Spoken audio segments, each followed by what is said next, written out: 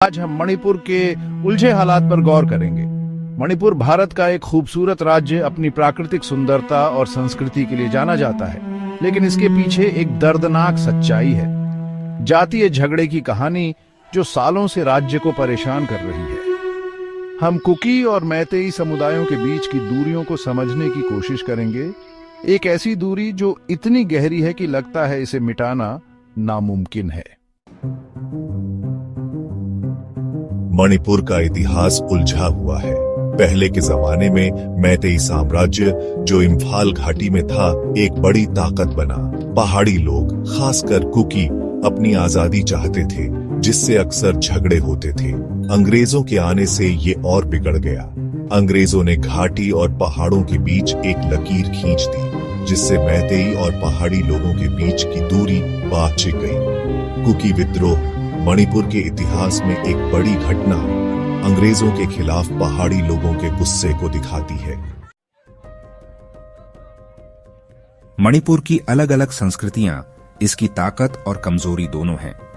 मैतेई, जो ज्यादातर घाटी में रहते हैं, अपनी संस्कृति पर गर्व करते हैं, जो हिंदू धर्म और सनमाही धर्म का मिश्रण है। कुकी, जो ज्यादातर ईसाई हैं, अपनी आदिवासी पहचान और परंपराओं को मानते हैं। भाषा भी एक अलग चीज है। मैतेई मणिपुरी बोलते हैं, जबकि कुकी अलग अलग बोलियां बोलते हैं। ये सब अक्सर गलतफहमी और भेदभाव पैदा करते हैं। मणिपुर में झगड़े की जड़ जमीन और संसाधन है।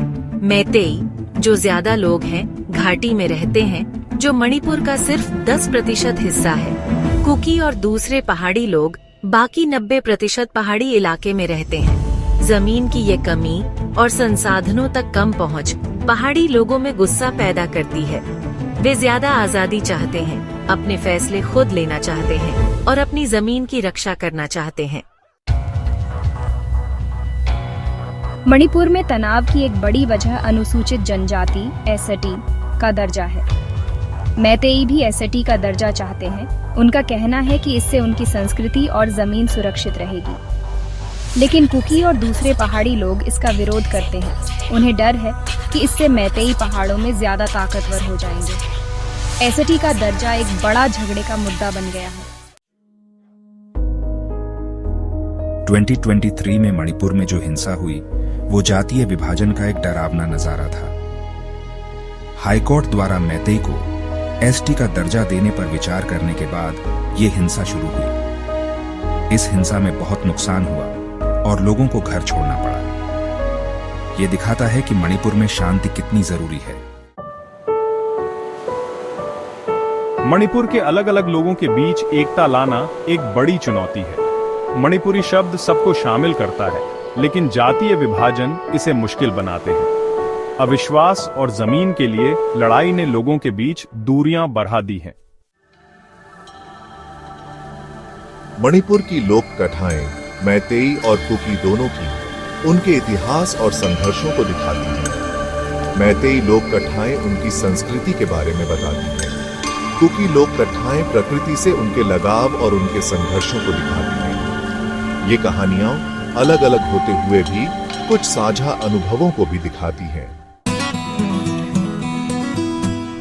मणिपुर का भविष्य लोगों की एकता पर निर्भर करता है। बातचीत और सम्मान ही आगे बढ़ने का रास्ता है। मणिपुर के लोग अपनी संस्कृति को अपनाते हुए साथ रहें, ये हम सबकी जिम्मेदारी है। धन्यवाद और हमारे साथ जुड़े रहें।